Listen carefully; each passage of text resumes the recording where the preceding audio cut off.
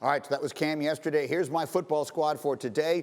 Greg McElroy and Jeff Saturday on the outsides. And Dan Graziano is actually in our studio, sitting on the opposite side of the room as we are socially distancing here in the Seaport. But Dan, I will start with you. What are you hearing about how this match made in heaven is going as we are 5 days away from seeing it unveiled?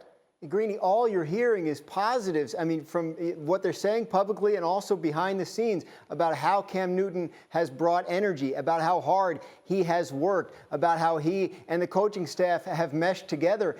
It's the kind of thing that makes you skeptical when you hear people talk this glowingly about a situation like this that's so new. You wonder, are they trying to hide something? So look, personally, I'm going to be covering this game for Sunday NFL Countdown on Sunday in Foxborough. Once we're done with our pregame, I really look forward to sitting back in the stands all by myself and watching to see how this game goes, because Cam Newton as quarterback of the Patriots is still a bizarre concept for those of us on the outside. But when you talk to people on the inside, it does sound like it's going extremely well so far. Saturday, what do you think?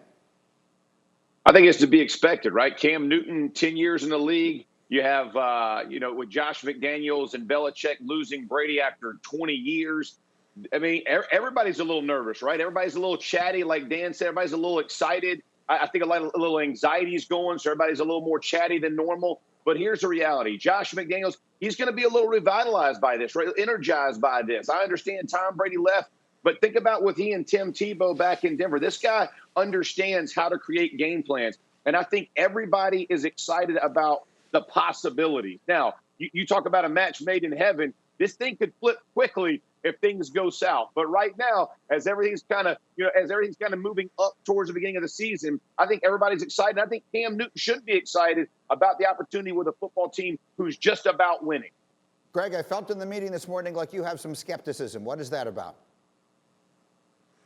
I've always been one, Greeny and Jeff and Dan, is that y'all, you let your play do the talking. Right now, it's almost too glowing. It's almost as if they're trying to convince us of how great this marriage is going to work. And frankly, I think back to last year, and I liken it to the Cleveland Browns as they led up to the 2019 season. Man, things are clicking. We are exceptionally good. We're going to have a huge year. We are contenders in the AFC North. And then I went back a little bit further and tried to rack my brain about when I really saw a team become very outspoken in the offseason about how well things were working, and that was in 2011.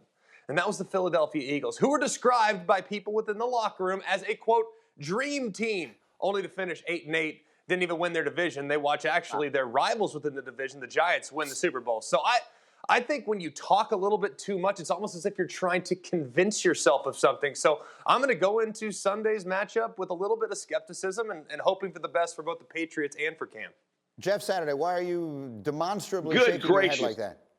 But because we're talking about the Cleveland Browns and the Patriots. Are you freaking kidding me, man? Like, we exactly can't right. get more opposite than this. I'm not buying the Cleveland Browns. I understand what Greg say. I completely get it, right? We always have people who champion some nonsense. Bill Belichick has never been that guy. Josh McDaniels has never been that. I cannot put in the same sentence the Cleveland Browns and the New England Patriots. As much as I love the argument, the thought going behind it, by God, man, we're talking about the greatest coach in NFL history. We're talking about a team that consistently wins. I cannot put them with the Eagles, nor can I put them with the Browns in this conversation. This is not a team that we're accustomed to. I understand the hesitation, but let's not put them in that category, man. Too much respect's got to go out for all those Lombardis they hoisted, okay? Yeah. The only time we usually say them in the same sentence is when we say the New England Patriots defeated the Cleveland Browns on Sunday, 35-6. Go ahead, Graziano.